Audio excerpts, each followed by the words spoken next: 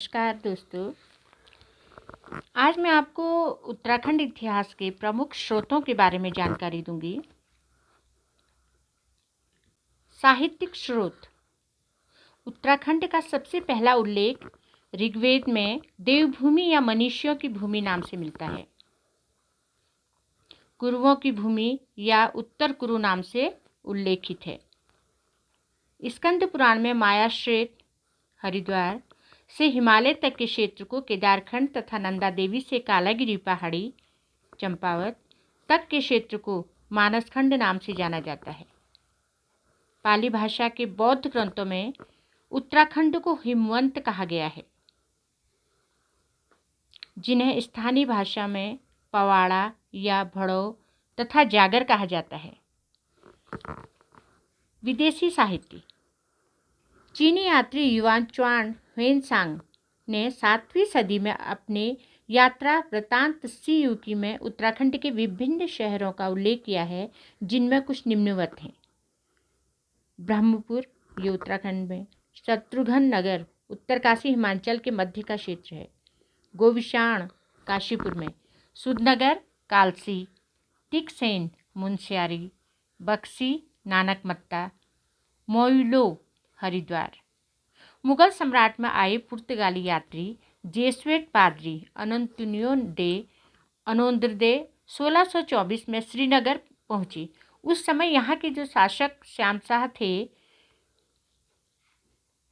तैमूर की आत्मकथा मुलफात ई तिमरी के अनुसार गंगाद्वार के निकट युद्ध करने वाला शासकों का क्रमशः उल्लेख मिलता है।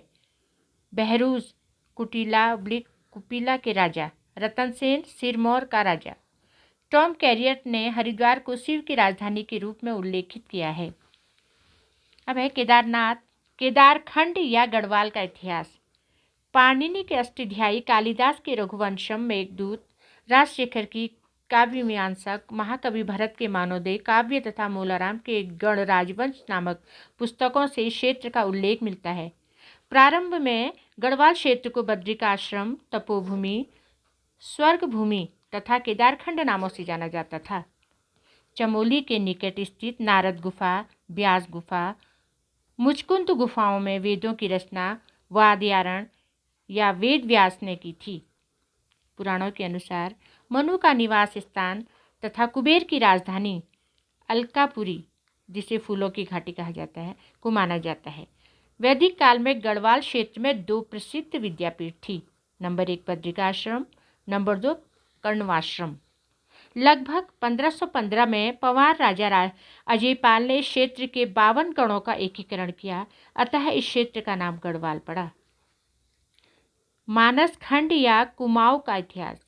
पौराणिक ग्रंथों के अनुसार चंपावत के निकट कच्छुआ की पीठ आकृति के समान कानादेव या कांतेश्वर पहाड़ी पर भगवान विष्णु का कूर्मावतार हुआ था, अतः क्षेत्र का नाम कुमू पड़ा।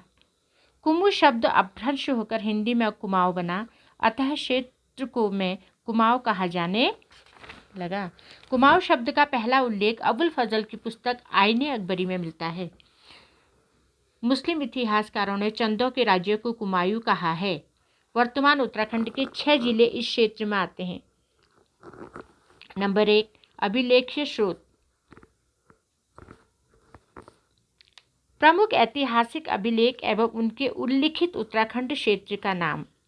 इसका आप स्क्रीनशॉट ले सकते हैं, जिससे कि आपको पढ़ने में और समझने में काफ़ी सुविधा होगी। प्राचीन मुद्रा स्रोत। उत्तराखंड के कई क्षेत्रों से प्राचीनतम मुद्राएं प्राप्त होती हैं, जिससे उत्तराखंड की राजनीतिक शक्ति का उल्लेख प्राप्त होता है। मुख्य प्रागैतिहासिक स्रोत। लखू उडियार, ये एक प्राचीन गुफा चित्र। ग्वारख्या उडियार, किमनी गांव, मलारी गांव, लुथाप गांव, फलसीमा, बनकोट, हुडली, पेटशाल, देवीधुरा की समाधियां। आदि ऐतिहासिक काल उत्तराखंड के आदि निवासी। अभी तक के अध्ययन से स्पष्ट है कि उत्तराखंड में मानव निवास के साध्य प्रागैतिहासिक काल से प्राप्त होते हैं, जिनका विभिन्न इतिहासकारों ने विभिन्न उल्लेखन किया है, परंतु विभिन्न साक्ष्यों के आधार पर मैं निम्नवत विवरण करा रही हूँ। आप नंबर से इसकी डिटेल में जा सकते हैं। नंबर 1 कोल, नंबर 2 किरात, नंबर 3 खस, नंबर 4 शक जाति। हाँ, जैसे मैंने अभी आपको बताया, मुख्य प्रागैतिहासिक स्रोत जो हैं, जैसे लाखू उडियार, ये मैंने आपको बताया कि एक बहुत प्राचीन गुफा है।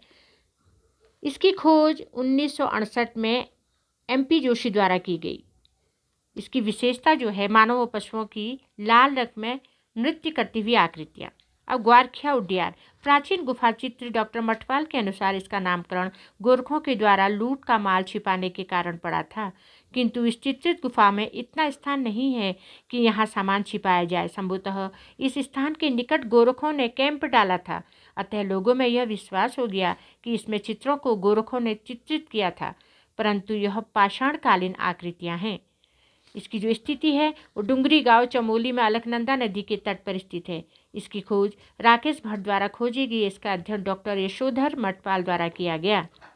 इसकी जो विशेषता है, मानव, भेड़, लोमड़ी एवं बारहसिंगा आदि पशुओं की आकृतियां बनी हैं। डॉक्टर मठपाल के अनुसार यहाँ 41 आकृतियां हैं, जिसमें 30 मानव, 8 पशु तथा 3 पुरुषों की आकृतियां हैं। चित्रकला की दृष्टि से उत्तराखंड की सबसे सुंदर आकृतियां मानी जाती हैं। यहाँ मनुष्य को त्रिशूल रूप में दर्शाया गया है। इस गुफा में चित्र का मुख्य विषय मनुष्य द्वारा पशुओं को हाका देकर घेरते हुए दर्शाया गया है। किमनी गांव शैल चित्रित गुफा है। इसकी जो स्थिति है, थराली विकासखंड चमोली में है। इसकी जो विशेषता है, यहाँ से हथियार व पशुओं के शैल चित्र प्राप्त हुए हैं। मलारी गांव, यहाँ से 5 किलोमीटर का 5.2 किलो का सोने का मुखावतरण तथा लगभग 1000 से भी अधिक मृत भांड प्राप्त हुए हैं। इसकी जो स्थिति है, तिब्बत से सटा मलारी गांव चमोली जिले में स्थित है। इसकी खोज 1956 में समाधान की खोज की गई। 2002 में गढ़वाल विश्वविद्यालय के अध्ययनकर्ताओं द्वारा।